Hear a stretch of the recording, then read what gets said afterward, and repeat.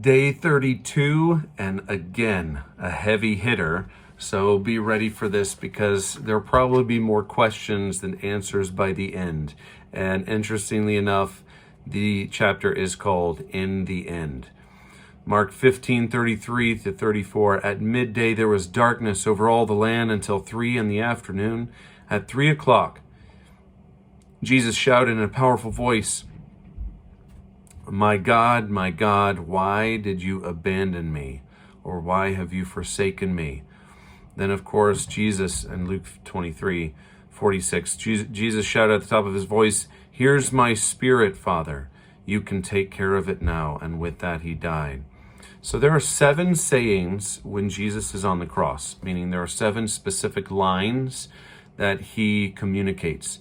And you have to remember, when you are hanging on the cross with just nails through your hands and feet, when you're trying to say something, you have to use your diaphragm, which means you actually have to be able to lift yourself up a little bit in order to say something.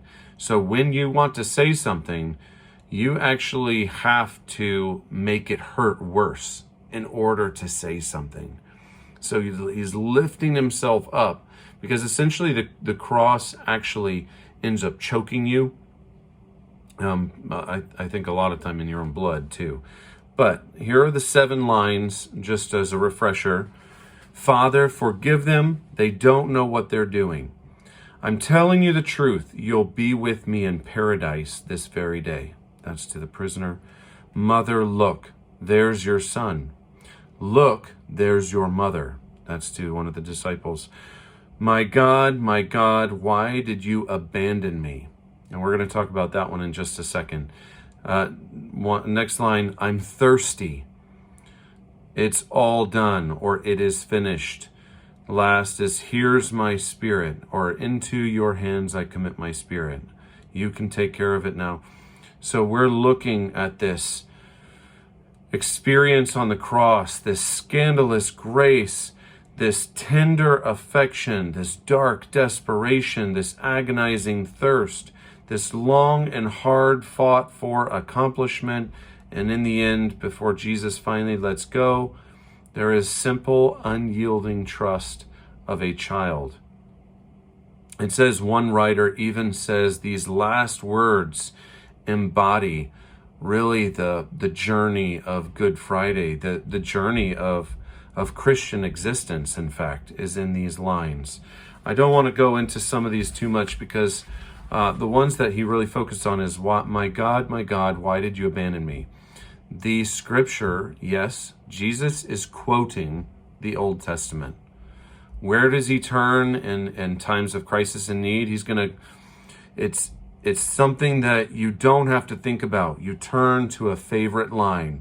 And in this case, it is Psalm 22. My God, why have you abandoned me?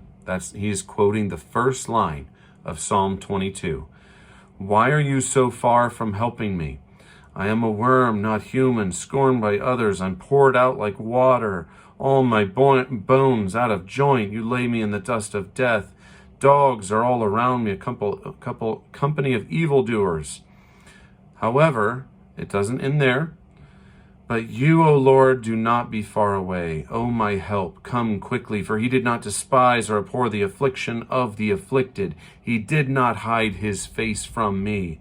All the ends of the earth shall remember and turn to the Lord, and all the families of the nations shall worship before him, and proclaim his deliverance to a people yet unborn, saying that he has done it. That's Psalm 22, 1 to 31, although I've left out a few pieces. So, this is a contested verse. A lot of people believe that God completely abandoned Jesus. There are denominations that don't believe that Jesus, or that the Father fully abandoned, only that Jesus felt the separation himself because the sin of the world was laid upon him. However, whichever belief you might carry, what is really important here is that when he's quoting Psalm 22, once again, it's possible that he's not just saying this for himself, that as a representative of all humankind, He is saying, my God, why have you forsaken me?" in a way that all of us at one time in our life or more have said itself. A reflection of our deep need to connect with God. And this is the living example, the embodiment of the words itself. However, it doesn't end there, because down below it says, "He did not despise or abhor the affliction of the afflicted. He did not hide his face from me." Meaning, even when God is feeling far away, even if it feels like he's turned his face away, that God ultimately comes back in and holds our life in his hands.